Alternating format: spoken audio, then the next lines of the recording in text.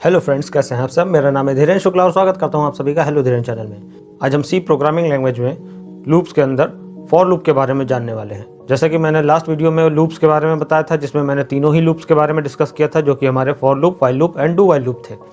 आज हम specially for loop के बारे में पढ़ने वाले हैं। तो चलिए देखते हैं कि फॉर लूप क्या होता है और किस प्रकार से काम करता है, और इसे अच्छे से समझते हैं। तो आइए फॉर लूप को समझते हैं और देखते हैं कि ये किस प्रकार से काम करता है। तो ज़्यादा देर न करते हुए चलिए शुरू करते हैं।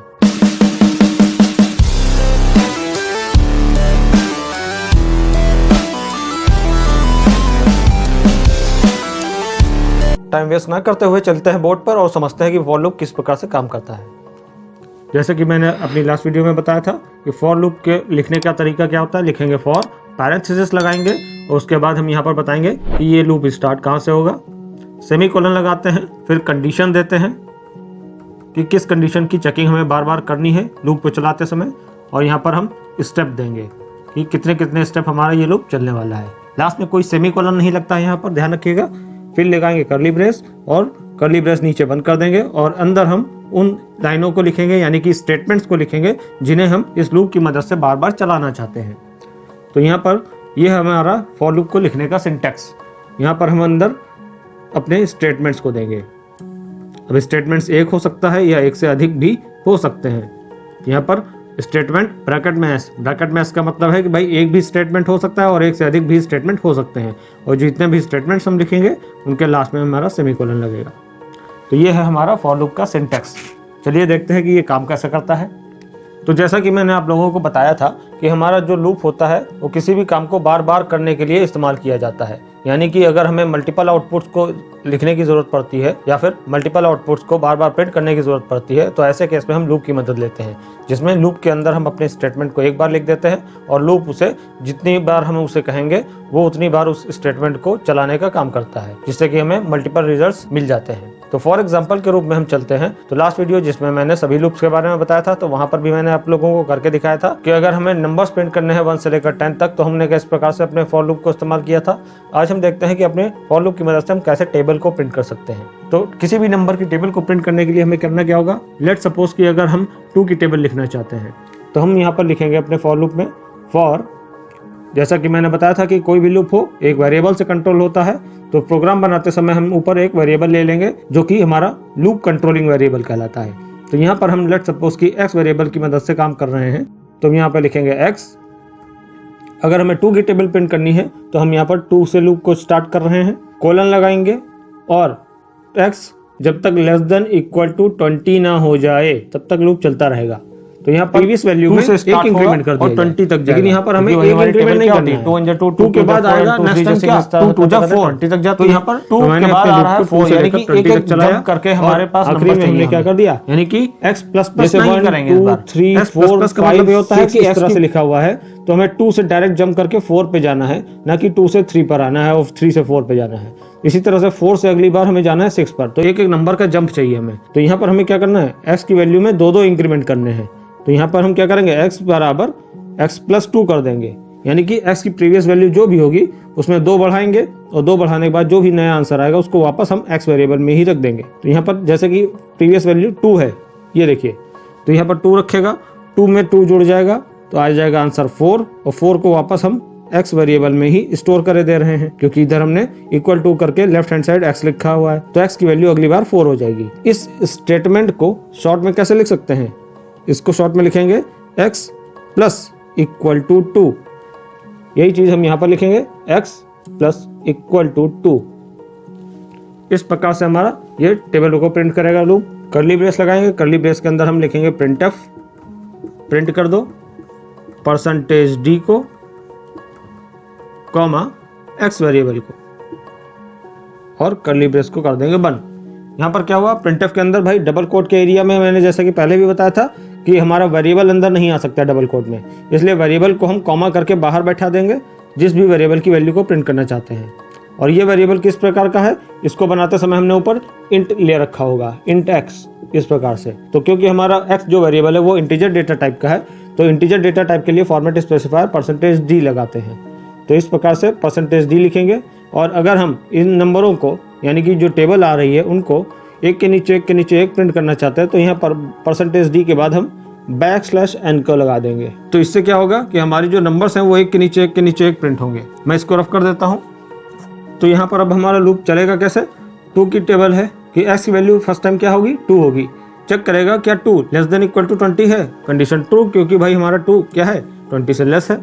तो यहाँ पर अंदर आएगा और x की वैल्यू यानी कि 2 को प्रिंट कर देगा। जब दोबारा घूम करके जाएगा तो x में 2 बढ़ा देगा, तो x की वैल्यू जो 2 थी वो 2 से 2 बढ़ करके 4 हो जाएगी। अगली बार यहाँ पर कंडीशन की चेकिंग करेगा तो फिर अंदर आएगा, यहाँ पर 4 को प्रिंट करेगा एंड दोबारा राउंड करके जाएगा और x की वैल्यू में 2 इंक्रीमेंट कर देगा। यहाँ पर x की वैल्यू इस बार 4 हो चुकी थी, तो 4 में 2 इंक्रीमेंट होगा तो हो जाएगा 6। फिर से चेक करेगा क्या 6 छोटा है 20 से, तो यहाँ पर फिर से अंदर आएगा, 6 को प्रिंट करेगा, फिर से जाएगा ऊपर, 2 बढ़ा देगा, 6 में 2 जोड़ जाएगा तो 8 हो जाएगा। 8 क्या 20 से छोटा है, हाँ है, तो फिर अंदर आए, 8 को प्रिंट किया, फिर अगली बार घूम के गए, 8 में 2 इंक्रीमेंट करके 10 कर दिया, क्या 10 छोटा है 20 से, हाँ है, तो फिर x को प्रिंट कर दिया यानी कि 10 को प्रिंट कर दिया। फिर राउंड करके ऊपर गया और 10 में 2 इंक्रीमेंट कर दिया, 10 में 2 जुड़ेगा तो हो जाएगा 12।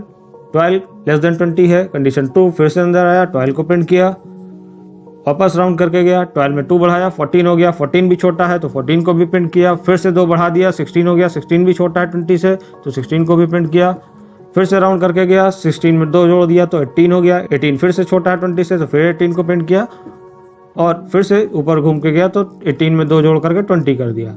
20 से छोटा है, 20 छोटा नहीं है, लेकिन यहाँ पर इक्वल टू भी लगा है, तो अगर हमारा नंबर लेस देन हो या फिर इक्वल टू भी होगा तब भी हमारा लूप चलेगा, यानी कि कंडीशन ट्रू हो जाएगी।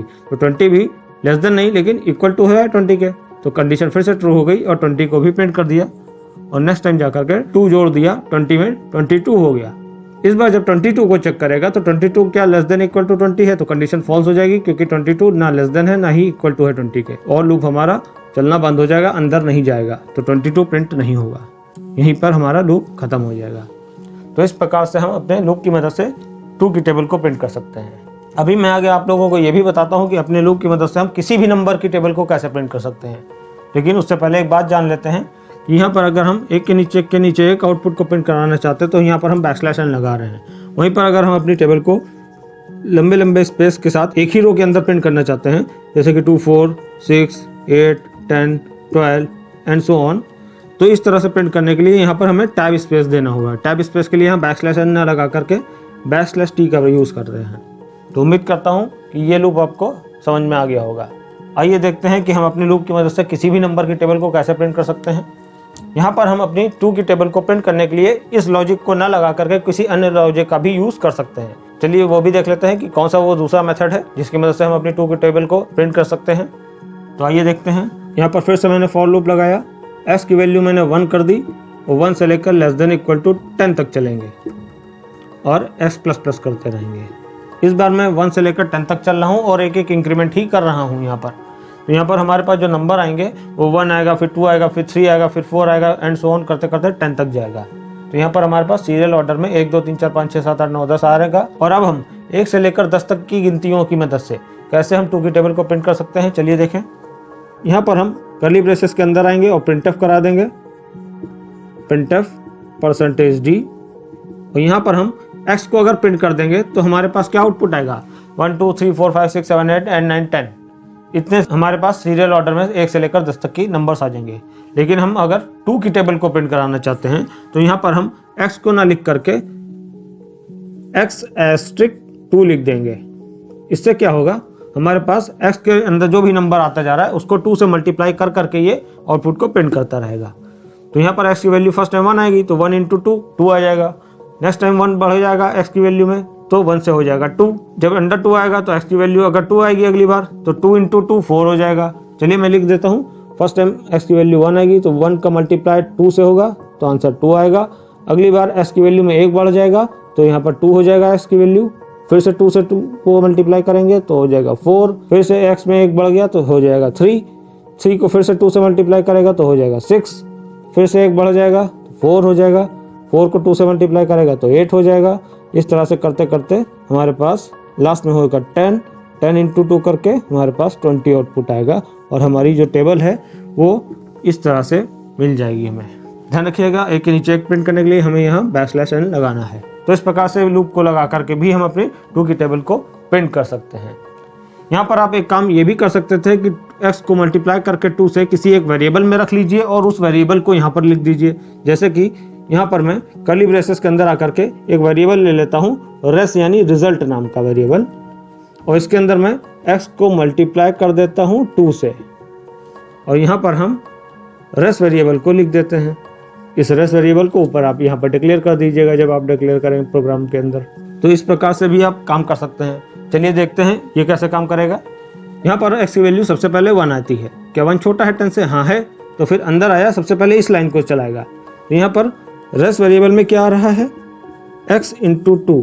तो x की वैल्यू फर्स्ट टाइम 1 आई है, 1 को 2 से मल्टीप्लाई किया, आया 2। इस 2 को असाइन कर दिया रेस नाम के वेरिएबल में और रेस वेरिएबल को प्रिंट कर दिया। तो रेस वेरिएबल में क्या आया है? 2 आया है, तो यहाँ पर 2 मिल जाएगा। लूप खुद को रिपीट करेगा और रिपीट करने बाद s की वैल्यू में एक इंक्रीमेंट हो जाएगा। तो s की वैल्यू जो कि 1 थी, 1 से ओवरराइट होकर अब 2 हो जाएगी। 2 क्या छोटा है 10 से? हाँ है। तो फिर से अंदर आया, पहले इस स्टेटमेंट को चलाएगा। इस स्टेटमेंट को चलाने पर क्या होगा? यहाँ पर इस बार s की वैल्यू क्या आएगी? s की वैल्यू आई है 2 इंटू 2 होगा, तो 2 2 जा 4 हो जाएगा। 4 को वापस असाइन कर दिया है रेस वेरिएबल में और रेस वेरिएबल को यहाँ प्रिंट कराने पर 4 प्रिंट हो जाएगा। इस प्रकार से फिर से खुद को रिपीट करेगा, s की वैल्यू में एक इंक्रीमेंट करके 3 कर देगा। फिर से क्या होगा? ये x की वैल्यू 3 हो चुकी है, तो फिर से ये वाली लाइन में s की वैल्यू यहाँ पर 3 रखी गई, मल्टीप्लाई हुआ 2 से तो हो जाएगा 6 को वापस असाइन कर दिया है रेस वेरिएबल में और रेस वेरिएबल को यहाँ प्रिंट कराने पर 6 प्रिंट हो जाएगा। तो इस प्रकार से ये खुद को रिपीट करता रहेगा और मल्टीप्लाई कर करके 2 से रेस वेरिएबल में हम स्टोर करते जा रहे हैं बार बार, और रेस वेरिएबल में जो भी आउटपुट आ रहा है उसको हम यहाँ पर रेस वेरिएबल में प्रिंट करा दे रहे हैं। ध्यान रखिएगा, दोनों ही लाइनें लूप के अंदर लिखी हुई हैं और दोनों ही स्टेटमेंट्स को लूप के अंदर लिखने की वजह से ये दोनों काम बार बार हो रहे हैं, यानी कि दोनों स्टेटमेंट बार बार रन हो रहे हैं। अगर आप लूप के बाहर लिखेंगे तो ये काम बार बार नहीं होंगे। तो उम्मीद करता हूँ ये आपको अच्छे से समझ में आ गया है। चलिए देख लेते हैं कि 2 की टेबल को ना प्रिंट करके हम किसी भी नंबर की टेबल को अगर प्रिंट कराना चाहते हैं तो वो कैसे कर सकते हैं अपने फॉर लूप की मदद से। आइए देखते हैं। जब हम अपना प्रोग्राम बनाएंगे वॉइड मेन लगाएंगे। वॉइड मेन से पहले ऊपर आपको हेडर फाइल लगानी है, भूलिएगा मत। मैं वर्ड मेन से अपने प्रोग्राम को लिख रहा हूँ। यहाँ पर सबसे पहले हम एक no नाम का वेरिएबल ले लेंगे और लूप कंट्रोलिंग कर रहे हैं x वेरिएबल से, और जो भी रिजल्ट आएगा उसे रेस नाम के वेरिएबल में रख लेंगे। तो यहाँ पर no वो नंबर है जिसकी टेबल हमें प्रिंट करानी है। तो हम जब प्रोग्राम को बनाएंगे तो यूजर से एक इनपुट मांगेंगे। जब हमारा प्रोग्राम रन होगा तो सबसे पहले यूजर के सामने एक मैसेज जाएगा कि एंटर अ नंबर। जैसे ही यूजर के सामने एक मैसेज जाएगा एंटर अ नंबर, तो यूजर एक नंबर एंटर करेगा। जैसे ही यूजर कोई नंबर एंटर करेगा तो जो भी नंबर यूजर ने एंटर किया है उस नंबर की टेबल उसके सामने प्रिंट होकर के आ जाएगी। तो यहाँ पर हम कैसे काम करेंगे? सबसे पहले हम वॉइड मेन में आकर के वेरिएबल्स का डिक्लेरेशन करते हैं। उसके बाद टर्बो C++ में ही ये रूल है कि भाई आप अगर स्क्रीन को क्लियर करना चाहते हैं, यानी कि जब आपका आउटपुट आए तो पुराना जो भी आउटपुट आया हो वो सब क्लियर हो चुका हो, स्क्रीन आपकी क्लियर होकर के आए, तो उसके लिए CLR/SCR फंक्शन, यानी कि स्क्रीन को क्लियर करने के लिए एक फंक्शन होता है CLR/SCR, ये लगाना पड़ता है। ध्यान रखिएगा, CLR/SCR फंक्शन को जितने भी वेरिएबल्स को डिक्लेयर करना है आपको उन वेरिएबल्स को डिक्लेयर करने के बाद लगाया जाता है। इसको आप ऊपर नहीं लगा सकते हैं और नीचे भी नहीं लगाएंगे। इसकी जो प्लेस है या पोजीशन है वो वेरिएबल्स के डिक्लेरेशन के जस्ट बाद होती है। तो हमने ऊपर वेरिएबल्स को डिक्लेयर किया, फिर उसके बाद स्क्रीन को क्लियर किया। अब एक यूजर के सामने मैसेज देंगे printf enter a number. User एक नंबर एंटर करेगा, डबल कोट बंद, ब्रैकेट बंद और सेमीकोलन। ये एक मैसेज जाएगा। यहाँ पर किसी वेरिएबल की वैल्यू को नहीं प्रिंट कर रहे हैं, जस्ट एक मैसेज दे रहे हैं। उसके बाद जो भी यूजर नंबर देगा उसे हम स्क्रीन से उठा करके अपने मेमोरी में ले जाएंगे।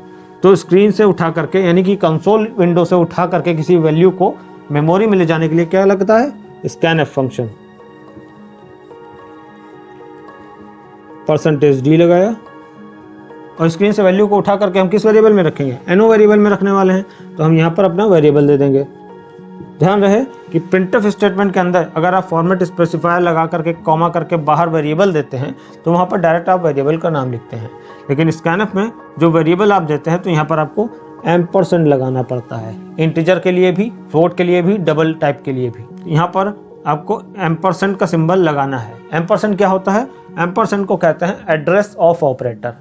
यहाँ पर एड्रेस ऑफ का मतलब क्या होता है कि भाई हम scanf फंक्शन से कह रहे हैं कि कंसोल विंडो जो होती है, यहाँ पर आउटपुट दिखता है, उस विंडो पे जैसे कि एक नंबर दिया गया 7, इस 7 वैल्यू को उठाओ और कहाँ रख दो? जा करके रैम नाम की जो आपकी मेमोरी होती है उस रैम में एक मेमोरी ले लो, जा करके कंज्यूम कर लो, उसको नाम दे दो NO, और ये जो मेमोरी आपने ली है इसका एड्रेस होता है, बता चुका हूं मैं पहले भी आप लोगों को। तो इस ब्लॉक का जो भी एड्रेस होगा, जैसे कि 2048, लेट्स सपोज कि ऐसा एक एड्रेस है हमारे पास, तो हमने यहाँ पर स्कैनफ फंक्शन से कहना है कि जो भी स्क्रीन पे वैल्यू दी गई है उसको उठा करके NO नाम की जो मेमोरी है उसके एड्रेस पे ले जा करके रख दो। तो NO वेरिएबल के लिए जो भी एड्रेस लिया गया है उस एड्रेस पे जा करके इस वैल्यू को यहाँ पर ऐसे स्टोर कर देगा। ध्यान रखिएगा 2048 इस ब्लॉक का एड्रेस है और 7 एक वैल्यू है जो इस एड्रेस पे जा करके रखी गई या स्टोर कराई गई है।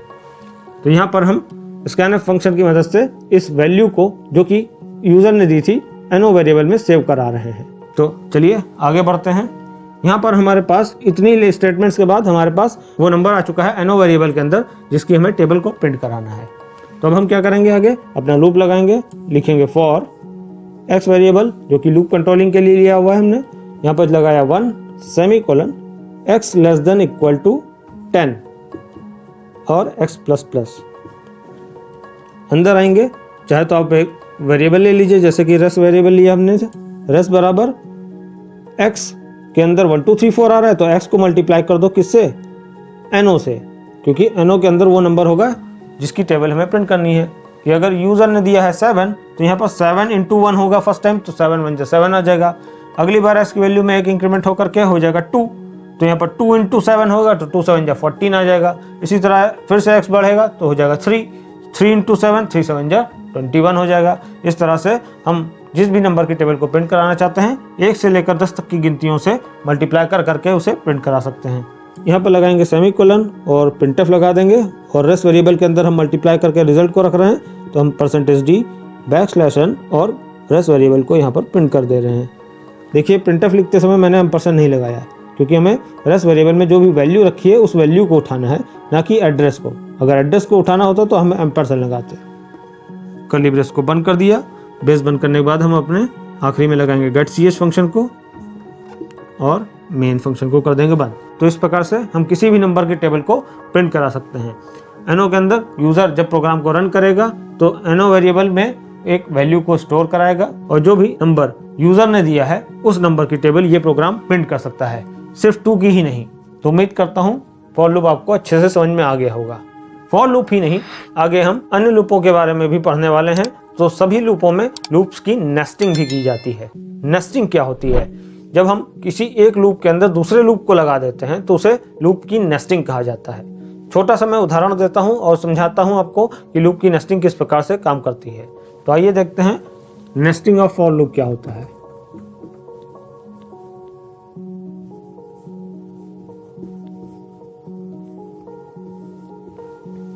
लेट सपोज कि अगर हम एक लूप लगा रहे हैं छोटा सा i बराबर 1 i less than equal to 5 और i++।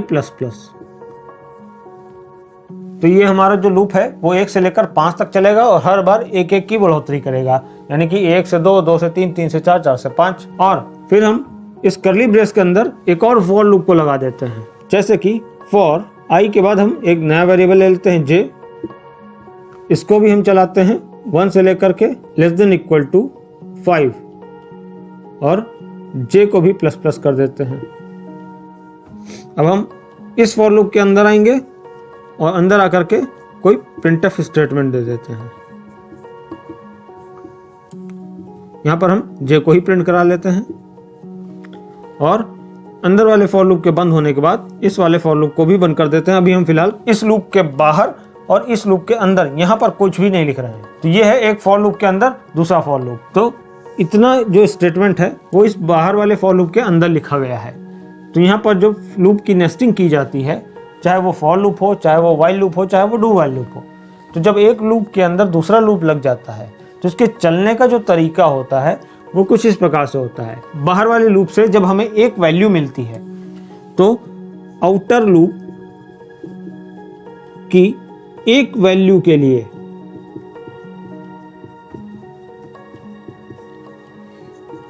इंटरनल लूप जो होता है पूरा चलता है। अब पूरा चलता है का मतलब क्या है? बाहर वाले लूप से मिली हमें आई की वैल्यू फर्स्ट टाइम 1, तो क्या 1 छोटा है 5 से? हाँ है। तो फिर ये अंदर आएगा और इतने स्टेटमेंट यानी कि इतने हिस्से को चलाने की कोशिश करेगा। आई की वैल्यू 1 को लेकर के ये अंदर आया, फिर अंदर वाले लूप से पूछा कि भाई जे की वैल्यू क्या है? 1 है फर्स्ट टाइम, तो यहाँ पर 1 क्या है? 5 से छोटा है, तो 5 से छोटा होने की वजह से अंदर गया और जे की वैल्यू को प्रिंट कर दिया। इस प्रकार से फिर से ये जे प्लस प्लस होकर के आगे बढ़ जाएगा। फिर अगली बार हो जाएगा 2, फिर 2 भी छोटा है, 2 चलेगा। फिर 3 भी छोटा है, 3 को भी प्रिंट करेगा। 4 भी छोटा है, 4 भी प्रिंट हो गया। 5 छोटा नहीं लेकिन बराबर है, तो 5 भी प्रिंट हो जाएगा। जब 5 प्रिंट होने के बाद अगली बार ये 6 हो जाएगा, तो अंदर वाला लूप बंद हो जाएगा। इसका मतलब क्या है कि बाहर वाले लूप की जो एक वैल्यू मिली थी हमें, यानी कि वैल्यू 1 मिली थी जो हमें, उस वैल्यू 1 के लिए अंदर वाला लूप पूरा चला है जब तक वो फॉल्स नहीं हो गया। पूरा चलने का यहाँ पर मतलब है कि इसकी एक यानी कि बाहर वाले लूप की एक वैल्यू के लिए अंदर वाला लूप तब तक चलेगा जब तक वो फॉल्स ना हो जाए। जैसे ही अंदर वाला लूप फॉल्स होता है, फॉल्स होने के बाद इस लूप से यानी इंटरनल लूप से ये बाहर निकलेगा कंट्रोल, और कंट्रोल बाहर निकलने के बाद इस वाले कर्ली ब्रेस के पास जाएगा और देखेगा कि ये वाला कर्ली ब्रेस तो आउटर वाले लूप का है, तो यहाँ से ये खुद को रिपीट करके ऊपर वाले के पास जाएगा और आई की वैल्यू की जो कि 1 थी वैल्यू 1 से इंक्रीमेंट करके 2 कर देगा। अब अगली बार आई की वैल्यू जब 2 लेकर के ये अंदर आएगा, तो आई की वैल्यू 2 के लिए भी ये फिर से 1 से चलना स्टार्ट होगा। 1 से लेकर 5 तक चलेगा, 1 2 3 4 5 प्रिंट करेगा। 5 के बाद जैसे ये 6 होगा तो ये फॉल्स हो जाएगा। जैसे ही ये फॉल्स हुआ, फॉल्स होने के बाद ये यहाँ पर आएगा, यहाँ से फिर खुद को रिपीट करेगा, आई की वैल्यू 2 से इंक्रीमेंट करके 3 कर देगा। फिर आई की वैल्यू 3 लेकर के भी अंदर आएगा, फिर से आई की वैल्यू 3 के लिए ये 1 से लेकर 5 तक पूरा चलेगा। जैसे ही 5 के बाद 6 होगा तो ये बंद हो जाएगा। फिर से यहाँ पर आएगा, यहाँ से इंक्रीमेंट होकर के ऊपर गया, 3 से हो गया 4 जैसे हुआ फिर से 4 के लिए फिर से चलेगा। तो ये प्रोसेस बार बार चलता रहेगा जब तक बाहर वाला लूप बंद ना हो जाए। तो यहाँ पर आउटर वाले लूप की एक वैल्यू मिलने पर अंदर वाला लूप पूरा चलता है जब तक वो फॉल्स ना हो जाए। तो चलिए ड्राई रन करके इसको भी देख लेते हैं ये किस प्रकार से काम करेगा। तो यहाँ पर फर्स्ट टाइम आई की वैल्यू 1 है। क्या 1 छोटा है 5 से? हाँ है। तो आई की वैल्यू 1 के लिए ये अंदर आया, अंदर आने के बाद जे की वैल्यू 1 से स्टार्ट हुआ। क्या 1 छोटा है 5 से? हाँ है। तो 1 को प्रिंट कर देगा, ये आउटपुट आएगा 1। यहाँ पर मैं आउटपुट लिख रहा हूँ, ध्यान रखिएगा। फिर से ये इंक्रीमेंट करेगा खुद को, जे की वैल्यू 1 से इंक्रीमेंट करके 2 कर दिया। क्या 2 छोटा है 5 से? हाँ है। तो 2 को प्रिंट किया, 2 आया। 2 प्रिंट होने के बाद फिर से ये इंक्रीमेंट कर देगा, 2 से हो जाएगा 3 छोटा है? हाँ है। 3 को प्रिंट किया, 3 प्रिंट होने के बाद ये फिर से खुद को रिपीट करेगा और जे की वैल्यू को इंक्रीमेंट करके 4 कर दिया। 4 छोटा है 5 से? हाँ है। 4 को प्रिंट किया, 4 प्रिंट होने के बाद ये खुद को फिर से ऊपर घूम के ले जाएगा और जे की वैल्यू में 4 से हो जाएगा 5। क्या 5 छोटा है? 5 छोटा नहीं लेकिन बराबर है, कंडीशन फिर से ट्रू हुई। 5 को प्रिंट किया, 5 प्रिंट होने के बाद जैसे ही अगली बार रिपीट करेगा तो ये 6 हो जाएगा। क्या 6 छोटा है? न 6 छोटा है, न ही बराबर है, तो इस बार कंडीशन होगी फॉल्स। जे की वैल्यू 6 होने पर ये फॉल्स हो गया और लूप हमारा अंदर वाला बंद हो गया। अंदर वाला लूप बंद होने के बाद ये यहाँ से जंप करके यहाँ पर आएगा, यहाँ से ये खुद को रिपीट करेगा और आई की वैल्यू को एक इंक्रीमेंट कर देगा। अब आई की वैल्यू 2 हो जाएगी। तो आई की वैल्यू 2 के लिए हमारा दोबारा जे 1 से ही स्टार्ट होगा। आई की वैल्यू 2, यहाँ पर 1 थी पहले, तो 1 को हटा करके इस बार 2 लेकर के आए। आई की वैल्यू 2 लेकर के अंदर आए, फिर जे स्टार्ट होगा 1 से ही, क्योंकि जे के अंदर हमने 1 ही लिख रखा है। तो जे की वैल्यू फर्स्ट टाइम यहाँ पर फिर से 1 है। तो 1 क्या छोटा है 5 से? तो हाँ है। तो यहाँ पर फिर से 1 प्रिंट हुआ, 1 प्रिंट होने के बाद खुद को रिपीट करेगा, 2 कर देगा जे को। 2 छोटा है 5 से? हाँ है। 2 प्रिंट हुआ, फिर से खुद को रिपीट करेगा, जे में इंक्रीमेंट होकर के फिर से अगली बार 3 हो जाएगा। 3 क्या छोटा है 5 से? 3 प्रिंट हो गया, फिर से खुद को रिपीट करेगा, 3 से हो जाएगा 4 छोटा है 5 से? 4 को प्रिंट किया, फिर रिपीट करेगा 5 छोटा है, छोटा नहीं लेकिन बराबर है, कंडीशन फिर से ट्रू है, तो 5 को प्रिंट किया। 5 प्रिंट होने के बाद अगली बार जैसे ये खुद को रिपीट करके 6 करेगा, तो 6 होने पर कंडीशन हमारी फॉल्स हो जाएगी, लूप अंदर वाला बंद हो जाएगा। अंदर वाला लूप बंद होने के बाद फिर से ये बाहर आएगा, फिर से खुद को रिपीट करेगा, आई की वैल्यू में एक 2 से कर देगा 3।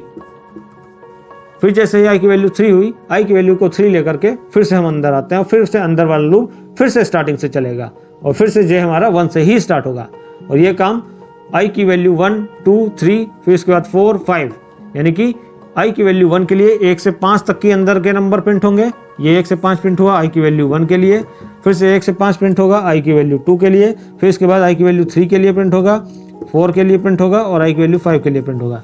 यानी ये जो 1 से लेकर के 5 हमारे पास नंबर आ रहे हैं वो फर्स्ट टाइम आया है i की वैल्यू 1 के लिए, अंदर वाले लूप ने प्रिंट किया। फिर से i की वैल्यू 2 होगी तो हमारे पास i की वैल्यू 2 के लिए भी अंदर वाला लूप 1 से लेकर 5 तक चलेगा। फिर i की वैल्यू 3 हो जाएगी तो फिर से हमारा अंदर वाला लूप 1 से 5 चलेगा। फिर i की वैल्यू 4 होगी तो फिर से 1 से 5, और फिर से i की वैल्यू जब 5 होगी तो फिर से 1 से 5 तक चलेगा। अगली बार जब i की वैल्यू 6 हो जाएगी तो हमारे पास ये ऊपर वाली कंडीशन फॉल्स हो जाएगी। जैसे ही बाहर वाली कंडीशन फॉल्स हुई तो बाहर वाला लूप बंद, और बाहर वाला लूप बंद तो पूरा का पूरा लूप बंद हो जाएगा। तो हमारे पास 1 से 5, 1 से 5, 1 से 5 करते करते 5 बार 1 से 5 तक के नंबर हमारे पास प्रिंट होंगे। तो इस प्रकार से हमारा नेस्टिंग ऑफ लूप काम करता है। यानी कि बस इतना हमें याद रखना है कि बाहर वाले लूप की एक वैल्यू के लिए अंदर वाला लूप पूरा चलता है। ऐसा नहीं होगा कि बाहर वाले से एक वैल्यू मिली, अंदर वाला लूप एक बार चला, फिर बाहर वाले की अगली वैल्यू मिली, फिर अंदर वाला लूप एक बार चला। तो यानी कि दोनों लूप बराबर बराबर काम नहीं करते हैं। बाहर वाले की एक वैल्यू के लिए अंदर वाला लूप पूरा चलेगा। ठीक वैसे ही जैसे हमारी घड़ी चलती है, घंटे वाली सुई की एक चाल के लिए हमारा मिनट वाली जो सुई है वो पूरा चलती है एक चक्कर। तो हम यहाँ पर कह सकते हैं कि जो हमारी आवर वाली यानी घंटे वाली सुई है वो हमारा बाहर वाला लूप है, और जो हमारी मिनट वाली सुई है वो अंदर वाला लूप है। घंटे वाली सुई की एक चाल के लिए मिनट वाली सुई पूरा चलती है एक चक्कर, जब तक चक्कर कंप्लीट ना हो जाए। फिर से इसी तरह से अगला एक कदम खिसकाने के बाद फिर से ये मिनट वाली सुई पूरा एक चक्कर लगाएगी। फिर से अगली वाली घंटे की एक चाल के लिए मिनट वाली सुई पूरा एक चक्कर लगाएगी। सेम इसी प्रकार से हमारे पास नेस्टिंग ऑफ लूप काम करता है। तो उम्मीद करता हूँ कि नेस्टिंग ऑफ लूप भी आप लोगों को अच्छे से समझ में आ गया होगा। चलिए ज़्यादा अच्छे से समझने के लिए चलते हैं लैपटॉप पर और देख लेते हैं कि ये किस प्रकार से काम करता है। हेलो फ्रेंड्स, तो अब हम आ गए हैं अपने लैपटॉप की स्क्रीन पे। तो चलिए सबसे पहले ओपन कर लेते हैं अपना टर्बो C++। ये रहा हमारा टर्बो C++ का सॉफ्टवेयर नीचे बॉटम में। हम इस पर करते हैं डबल क्लिक और ये हमारा टर्बो C++ ओपन हो गया है। यहाँ पर स्टार्ट टर्बो C++ बटन पे ऊपर करेंगे क्लिक करते ही ये हमारा टर्बो C++ ओपन हो गया है। यहाँ पर सबसे पहले फाइल में जाएंगे, न्यू ऑप्शन लेंगे और यहाँ पर हम सबसे पहले अपनी हेडर फाइल लगा लेते हैं। #include stdio.h #include conio.h word main अंदर आएंगे कर्ली ब्रेस लगाने के बाद। तो यहाँ पर सबसे पहले अब हम वेरिएबल्स को डिक्लेयर कर लेते हैं। हम आज प्रिंट करने जा रहे हैं फॉर लूप की मदद से अपनी टेबल को। तो हम यहाँ पर सबसे पहले लूप कंट्रोलिंग वेरिएबल के लिए हम इंटीजर एक आई नाम का वेरिएबल ले लेते हैं जिससे हम लूप कंट्रोल करेंगे, और एनो नाम का वेरिएबल ले लेते हैं जिसके अंदर वो नंबर आएगा जिसकी टेबल हम प्रिंट करना चाहते हैं। एक और वेरिएबल ले लेते हैं रेस नाम का जिसके अंदर हम दोनों को मल्टीप्लाई करके रखने वाले हैं। सेमीकोलन लगाएंगे और नीचे आकर के CLR फंक्शन लगाया, फिर प्रिंटफ किया, यूजर से एक इनपुट मांगेंगे, डबल कोट्स के अंदर एंटर नंबर, एंड में गए, स्कैनफ किया, डबल कोट के अंदर हम अपना फॉर्मेट स्पेसिफायर देंगे %d क्यों लिया है क्योंकि हमने यहाँ पर एनो वेरिएबल को प्रिंट कराना है। यहाँ पर हम एनो दे रहे हैं तो एनो के अंदर हम वैल्यू को स्टोर करने वाले हैं।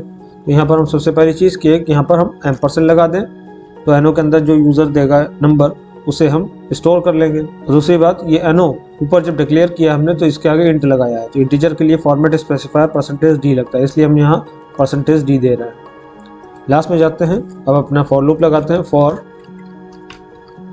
के अंदर i बराबर 1 से लेकर के चलेगा i <= 10 तक चलेगा और i ++ रहेगा। यहाँ पर सेमीकोलन के बाद मैं स्पेस दे रहा हूँ, आप लोग को नहीं देना है तो मत दीजिए, यहाँ पर कोई कंपलसरी नहीं है स्पेस देना, मैं हटा देता हूँ वापस ताकि आप लोग कंफ्यूज ना हो।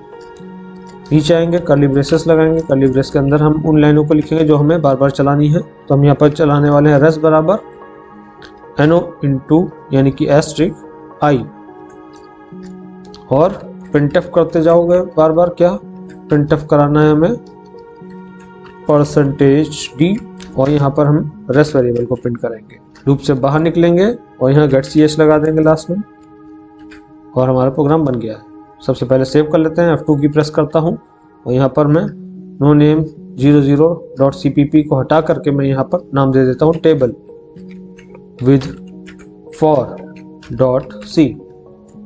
मैं यहाँ फॉर लूप की मदद से टेबल बता रहा हूँ, तो इसलिए टेबल विद फॉर मैंने नाम दिया अपनी फाइल का नाम, .c लगाया है। ध्यान रखिएगा फाइल के नाम में आप स्पेस मत रखिएगा। ओके पर करते हैं क्लिक और हमारी फाइल सेव हो गई है। सबसे पहले कंपाइल कर लेते हैं, प्रेस करता हूँ Alt+F9 की। ये देखिए एक एरर आ रही है, देखते हैं क्या एरर है ये। यहाँ पर क्या बता रहा है, इंक्लूड की स्पेलिंग गलत होगी। ये देखिए यहाँ पर हम इंक्लूड की स्पेलिंग सही कर लेते हैं। अगेन मैं F2 की प्रेस करता हूँ, येस करता हूँ और फिर से Alt+F9 करके चेक कर लेते हैं। देखिए सारी एरर्स दूर हो चुकी हैं, हमारा प्रोग्राम सक्सेसफुल हो चुका है।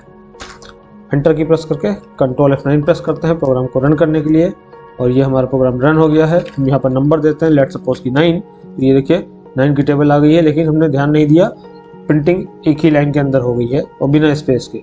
हम इसके लिए क्या कर सकते हैं, आते हैं यहाँ पर अपने कोड में, और यहाँ पर जब हम प्रिंट कर रहे हैं आउटपुट को यहाँ पर लगा देते हैं \n, ताकि सारे नंबर एक के नीचे एक आए। F2 की प्रेस करके सेव कर लेते हैं और अगेन रन करते हैं। ये देखिए फिर से मैं देता हूँ 9, ये देखिए हमारी टेबल आ चुकी है। वापस चलते हैं। इसी तरह से हम अपनी टेबल को अगर एक ही रो के अंदर प्रिंट करना चाहते हैं, थोड़े लंबे लंबे स्पेसेस देकर, यहाँ \n की जगह \t लगा देंगे। फिर से सेव करते हैं और वापस रन करते हैं। इस बार देते हैं 8। ये देखिए हमारी टेबल एक ही रो के अंदर आ रही है। तो उम्मीद करता हूँ ये फॉर लूप किस प्रकार से काम कर रहा है आप लोगों को समझ में आ गया होगा। यहाँ पर i की वैल्यू फर्स्ट टाइम 1 है और हमारा लूप चल कहाँ तक रहा है, जब तक i की वैल्यू <= 10 रहेगी तब तक ये लूप चलता रहेगा। और हर बार i++ का मतलब एक एक इंक्रीमेंट करता रहेगा। तो i की वैल्यू फर्स्ट टाइम 1 है, फिर एक बार फिर नेक्स्ट टाइम अगली बार क्या होगा, i की वैल्यू में 1 इंक्रीमेंट हो जाएगा, तो 1 में 1 जुड़ करके 2 हो जाएगा। अगेन 2 में 1 जुड़ेगा तो 3 हो जाएगा। इस तरह से ये 10 तक जाएगा। और हर बार लूप के अंदर क्या कर रहे हैं, NO को मल्टीप्लाई कर रहे हैं i से। i की वैल्यू बार बार बदलती रहेगी, 1 से 2, 2 से 3, 3 से 4, 10 तक जाएगी। और NO की वैल्यू हमारे पास जो भी नंबर यूजर दे रहा है वो नंबर NO के अंदर सेव हो रहा है। तो NO की वैल्यू हमारी फिक्स रहेगी, वो नहीं चेंज हो रही है बार बार। और इन दोनों को मल्टीप्लाई करके हम रेस्ट में स्टोर कर रहे हैं और रेस्ट वेरिएबल को हम यहाँ पर प्रिंट कर रहे हैं, जिससे हमारी टेबल प्रिंट हो रही है। नेक्स्ट देख लेते हैं नेस्टिंग ऑफ लूप किस प्रकार से काम करती है। तो मैं जल्दी से इस कोड को कॉपी कर लेता हूँ। एडिट में जाकर के कॉपी बटन पर करता हूँ क्लिक, फाइल में जाता हूँ न्यू पर करता हूँ क्लिक और वापस एडिट में आकर के पेस्ट कर देता हूँ। तो यहाँ पर सबसे पहले फाइल को कर लेते हैं F2 करके सेव। फाइल का नाम दे देते हैं नेस्टिंग विद for.c। नेस्टिंग करने के लिए हमें क्या करना होगा, एक लूप के अंदर दूसरा लूप लगाना पड़ता है। तो हम सबसे पहले अंदर का डेटा इरेज कर देते हैं। चलिए देखते हैं कि बाहर वाला लूप हमारा 1 से 10 ना चल करके इस बार 5 चल रहा है और यूजर से हम कोई वैल्यू नहीं ले रहे इस बार। यहाँ पर NO की कोई जरूरत नहीं है अब हमें। अच्छा, अब नेस्टिंग ऑफ लूप के लिए हमारे पास 2 लूप होने चाहिए कम से कम। तो एक लूप कंट्रोलिंग वेरिएबल हमारे पास i ऑलरेडी है, तो हम एक और ले लेते हैं j, जिससे अंदर वाला लूप कंट्रोल करेंगे। बाहर वाले लूप के कर्ली ब्रेसेस के अंदर आएंगे और यहाँ पर आकर के फॉर लगाएंगे और इसके अंदर हम दे देते हैं j की वैल्यू। j की वैल्यू 1 से लेकर के जब तक j की वैल्यू <= 5 ना हो जाए तब तक चलेगा और j++ होता रहेगा। और अंदर वाले लूप के अंदर आएंगे और यहाँ पर आकर के हम क्या कर देते हैं, printf कर देते हैं। printf लेट सपोज कि डबल कोट के अंदर हम एस्टिक प्रिंट करना चाहते हैं। तो चलिए देखते हैं क्या होगा। भाई बाहर वाले लूप की एक वैल्यू के लिए हमारा अंदर वाला लूप पूरा चलेगा जब तक ये अंदर वाला लूप फॉल्स नहीं हो जाता। तो बाहर वाले लूप से फर्स्ट टाइम मिलेगी i की वैल्यू 1। तो i की वैल्यू 1 लेकर के हम अंदर वाले लूप में आते हैं और अंदर वाला लूप 1 से लेकर के 5 तक चलेगा, यानी 5 बार चलेगा और 5 बार ये एस्टिक का सिंबल प्रिंट हो जाएगा। जब 5 बार प्रिंट हो जाएगा तो उसके बाद j की वैल्यू जैसे ही ++ होकर के 6 हो जाएगी, तो यहाँ पर 6 <= 5 कंडीशन हो जाएगी फॉल्स। और जैसे ही कंडीशन फॉल्स होगी तो अंदर वाला लूप बंद हो जाएगा। जब ये लूप बंद हो गया तो घूम करके जाएगा ऊपर वाले लूप के पास और i की वैल्यू में यहाँ पर 1 बढ़ा देगा। तो i की वैल्यू 1 से हो जाएगी अब नेक्स्ट टाइम 2 भी <= 5 है, कंडीशन इसकी ट्रू हुई तो फिर अंदर आएगा, i की वैल्यू 2 लेकर के अंदर आए, फिर से अंदर वाला लूप स्टार्टिंग से चलेगा, यानी 1 से लेकर 5 तक दोबारा चलेगा, फिर से 5 बार स्टार प्रिंट होगा। फिर जैसे ही 6 होगा तो ये लूप अंदर वाला बंद हो जाएगा। अंदर वाला लूप बंद होते ही फिर ऊपर वाले लूप के पास जाएगा, i की वैल्यू में 1 इंक्रीमेंट करके i की वैल्यू 2 से हो जाएगी 3। फिर 3 लेकर के जब अंदर आएंगे तो फिर से ये अंदर वाला 5 बार चलेगा, 5 बार स्टार प्रिंट हुआ, फिर से ऊपर जाएगा, फिर से 3 के बाद 4 हो जाएगा, 4 वैल्यू के लिए भी ये 5 बार चला, फिर अगली बार 5 हो जाएगा ऊपर वाला। तो अंदर i की वैल्यू 5 लेकर के आए, यहाँ पर अंदर वाला लूप फिर से 1 से लेकर 5 तक चलेगा और 5 बार फिर से स्टार प्रिंट हुए और अगली बार जैसे ही ये बंद होगा फिर से घूमकर ऊपर वाले के पास जाएगा, ऊपर वाले की वैल्यू 5 से कर देगा 6। जैसे ही आई की वैल्यू 6 होगी वहीं पर हमारा बाहर वाला लूप भी बंद हो जाएगा और तब जाकर के दोनों के दोनों लूप बंद होंगे। तो चलिए देख लेते हैं कि आउटपुट क्या आ रहा है, फिर मैं आप लोगों को अच्छे से समझाता हूँ कि इसमें काम कैसे हो रहा है। Alt प्लस F9 किया, कोई एरर नहीं है। कंट्रोल F9 करते हैं, ये देखिए कितने सारे स्टार हमारे पास आ चुके हैं, जिसमें से पता ही नहीं चल रहा है कि कितनी बार कौन सा लूप चला है। तो एक काम करते हैं, बाहर वाले लूप की एक वैल्यू के लिए जब अंदर वाला लूप पूरा चल जाएगा तो अंदर वाला लूप पूरा चलने के बाद हम अंदर वाले लूप से बाहर निकलते हैं और यहाँ पर भी एक कुछ प्रिंट करा देते हैं। जैसे कि हम यहाँ पर लाइन चेंज करा देते हैं, डबल कोट के अंदर \n कर देते हैं। \n क्या करता था, कर्सर को नई लाइन पे भेजता था। तो अंदर वाला लूप एक बार जब पूरा चल चुका होगा तो उसके चलने के बाद कर्सर को नई लाइन पे भेज देंगे और फिर अगली वैल्यू बाहर वाले लूप की अगली वैल्यू के लिए अंदर वाला लूप जब दोबारा चलना स्टार्ट होगा तो वो अगली लाइन से स्टार्ट करेगा, ना कि प्रीवियस लाइन से। तो हमारे पास जितनी रोज यानी कि लाइनें होंगी उतनी बार हमारा बाहर वाला लूप चला होगा, ये हमें क्लियरली दिख जाएगा। तो चलिए फाइल को करते हैं सेव और कंट्रोल F9 करके रन करते हैं। ये देखिए हमारे पास एक लाइन में स्टार प्रिंट हो रहे हैं 5 बार। इसी तरह से टोटल 5 नंबर ऑफ लाइन्स हैं। तो 5 रो होने का मतलब क्या है कि 5 रो का मतलब है कि बाहर वाला लूप 5 बार चला। और एक रो में कितनी बार प्रिंटिंग हो रही है, एक रो में 5 बार स्टार प्रिंट हो रहे हैं। तो एक रो में 5 बार स्टार प्रिंट करने का काम अंदर वाला लूप कर रहा है। तो फर्स्ट वाली रो को देखते हैं, तो पहली वाली रो में 5 जब स्टार प्रिंट हो गए हैं उसके बाद अगली वाली रो में जाते हैं तो फिर से अंदर वाला लूप दोबारा चलता है। तो यहाँ पर क्लियरली समझ में आ रहा है कि जितनी नंबर ऑफ रोज हैं हर बार लाइन चेंज करने का काम हम बाहर वाले लूप की मदद से करवा रहे हैं। बाहर वाला लूप 5 बार चल रहा है, इस वजह से यहाँ 5 रो आ रही हैं और हर एक रो के अंदर टोटल 5 बार स्टार प्रिंट हुआ है। इसका मतलब ये है कि हमारा जो अंदर वाला लूप है वो भी 5 बार चल रहा है। तो उम्मीद करता हूँ आपको समझ में आ गया होगा। यहाँ पर अब नेस्टिंग ऑफ लूप का फायदा क्या है। नेस्टिंग ऑफ लूप का फायदा दिखाने के लिए मुझे यहाँ पर अपने कोड में थोड़ा सा चेंज करना होगा। मैं इस सबको हटा देता हूँ।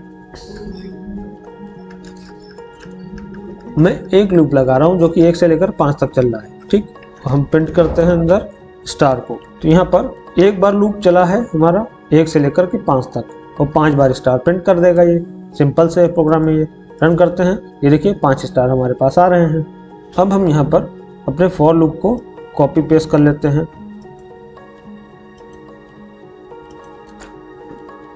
यहाँ पर करते हैं पेस्ट, अगेन नई लाइन पे जाते हैं, फिर से पेस्ट, फिर से पेस्ट करते हैं, फिर से नई लाइन पे जाते हैं, फिर से पेस्ट करते हैं। इस तरह से हम 5 बार अपने लूप को कॉपी पेस्ट कर लेते हैं। अब हमारे पास ये देखिए टोटल 5 लूप हो चुके हैं। अब अगर हम इसको रन करते हैं तो ये देखिए ऐसा आउटपुट आ रहा है जैसा हमारा नेस्टिंग ऑफ लूप से सबसे पहली बार आया था। एंटर करते हैं, लाइन चेंज करना है अगर यहाँ पर तो हम क्या कर सकते हैं, एक फॉर लूप खत्म होने के बाद हम यहाँ पर प्रिंटफ कर देते हैं डबल कोट के अंदर \n को, और इस लाइन को भी हमें बार बार कॉपी पेस्ट करना होगा हर एक लूप के बाद। तो हम यहाँ पर पेस्ट कर लेते हैं सबसे पहले। तो ये हो गया हमारा प्रोग्राम तैयार।